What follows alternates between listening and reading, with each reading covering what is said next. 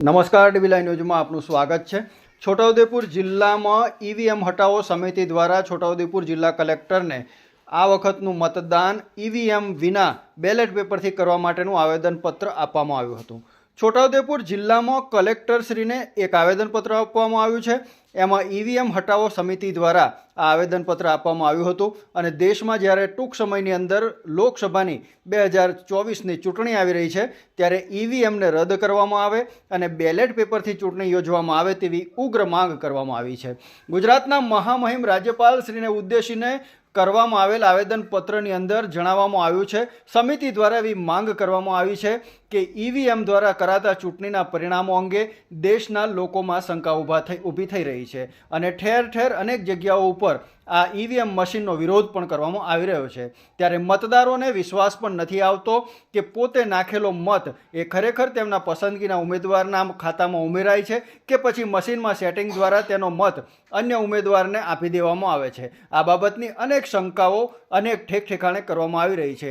ત્યારે આજ રોજ છોટાઉદેપુર જિલ્લા કલેક્ટરને આવેદનપત્ર આપવામાં આવ્યું હતું ઈવીએમ હટાવો સમિતિ દ્વારા અને મતદારો સરકારની નીતિને નજર સામે રાખીને મતદાન કરતા હોય છે, પરંતુ ચૂંટણીના પરિણામો તેઓના મૂળથી વિપરીત આવતા હોવાનું પણ જણાવ્યું હતું।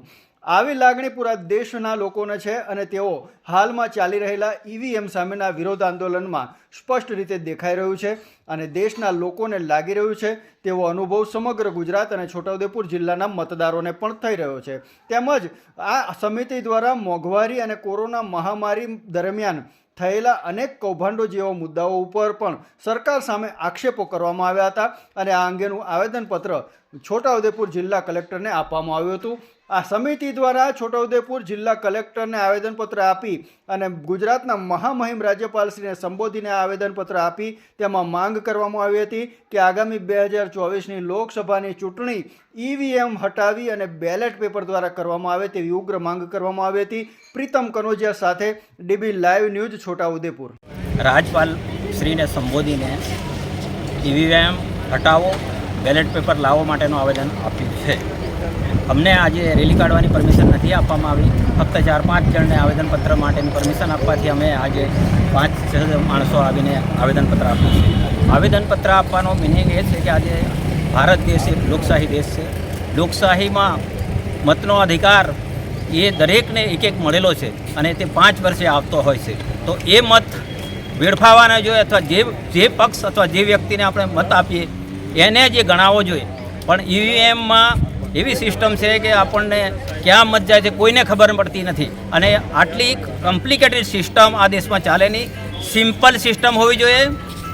સિમ્પલ સિસ્ટમમાંથી આપણને જેટલું મેન્યુઅલ થાય લોકોને આંખમાં દેખાવા જોઈએ કે મેં મારો મત કોને આપ્યો તે, જ્યારે ઈવીએમમાં દેખાતો નથી। એનાથી લોકશાહી પર એટલી બધી અસરો થાય છે કે તાનાશાહી વિકસી રહી છે, કારણ કે કાલે જે બીજા પક્ષમાં ઉમેદવાર હોય છે બીજા પક્ષમાં આવતા બીજે દિવસે તે જીતી જાય છે। એનો મિનિંગ શું છે? અને ચંગુ મંગુ પણ થઈને વિધાનસભામાં અને લોકસભામાં પહોંચી જાય છે, એ લોકોને કોઈ નોલેજ નથી હોતું, ફક્ત પૈસાના જોરે કે હવે ઈવીએમથી છૂટાય છે। આવા લોકો દેશ પર શાસન કરે તો દેશની આંધાધૂંધી ફેલાય, તાનાશાહી વધે અને સત્તા અને સંપત્તિથી દેશના લોકોને ગુલામ બનાવે। આ કોઈ એક વ્યક્તિનો કે એનો સવાલ નથી, પણ આપણી લોકશાહી સિસ્ટમમાં આ વસ્તુને લોકોએ દરેકે સમજવું જોઈશે, કારણ કે સત્તા અને સંપત્તિ એક જગ્યાએ ભેગા થવાથી અથવા ઉદ્યોગ આખા દેશના 10 ઉદ્યોગો પાસે કરોડો અબજોની સંપત્તિ અને બીજા 85% કે 50% લોકો પાસે સંપત્તિ નથી હોતી। ફક્ત અમીરો અબજોપતિ શાસન કરે,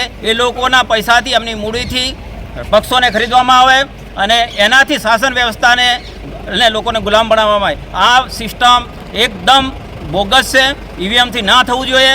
એનાથી લોકશાહી ખતરામાં મુકાય છે અને તાનાશાહી આવે છે અને પૈસાના સત્તાના દોરે આખી પ્રજાને ગુલામ બનાવવાની એક આ સિસ્ટમ છે, એટલે આનો વિરોધ થવો જોઈએ અને જાગૃતિ લોકોમાં આવવી જોઈએ। આ મુખ્ય મુદ્દો છે। આની સાઈડ ઇફેક્ટો એટલી બધી છે કે આ ઈવીએમથી જો છૂટાવવાના હોય તો એક પક્ષ જે કાર્યકરો છે વર્ષોથી કામ કરતા હોય એ લોકો કેમ મહેનત કરે, કેમ રાત દિવસ લોકોની સેવા કરે? એટલે આ બધા ઘણા પ્રશ્નો ઊભા થઈ રહ્યા છે અને એના લીધે ઈવીએમ બંધ થવું જોઈએ, લોકશાહી માટે ખતરનાક છે કહું છું। બસ। શું નામ તમારું? હું જામસિંગભાઈ રાઠવા, ઈવીએમ હટાવો સમિતિ છોટાઉદેપુર જિલ્લા।